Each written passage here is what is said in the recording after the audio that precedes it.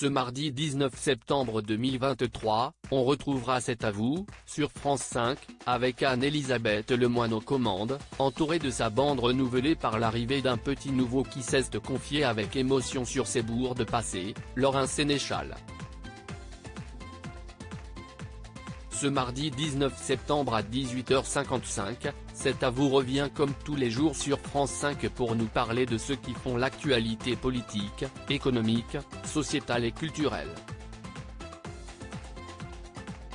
On retrouvera Anne-Elisabeth Lemoine aux commandes comme à l'accoutumée. Elle sera entourée de sa bande renouvelée avec l'arrivée de Laurent Sénéchal et Aurélie Casse. Ils se joindront à Patrick Cohen, Pierre Lescure, Mohamed Bouafsi et Bertrand Chameroy. Laurent Sénéchal a quitté France Info en juillet dernier, non sans émotion. Celui qui était à la présentation de la matinale laisse derrière lui des équipes bien tristes de ce départ pour la 5. Dans C'est à vous, le journaliste assure le 5/5e, en remplacement de Mathieu Belliard, qui est parti, lui, pour C'est l'hebdo le samedi. Alors que Laurent Sénéchal officiait pour la dernière fois à la radio, il a eu le droit à une belle surprise de ses collègues. Des températures qui baissent, là, on ne sera plus dans le rouge. En revanche, ce matin, côté émotion, on est un petit peu dans le rouge. On voulait le partager avec nos auditeurs d'ailleurs, annonçait Christine Pena, la journaliste météo qui clôturait son bulletin ce matin-là.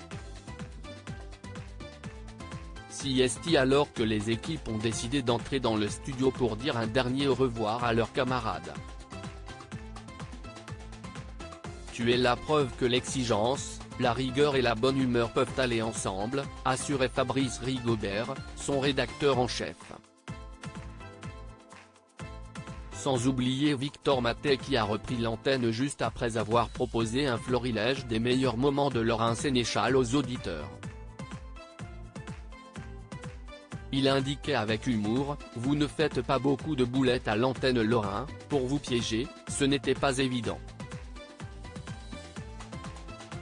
Mais la nouvelle recrue de C'est à vous de nuancer, gêne et fait ce matin des boulettes, à cause de l'émotion.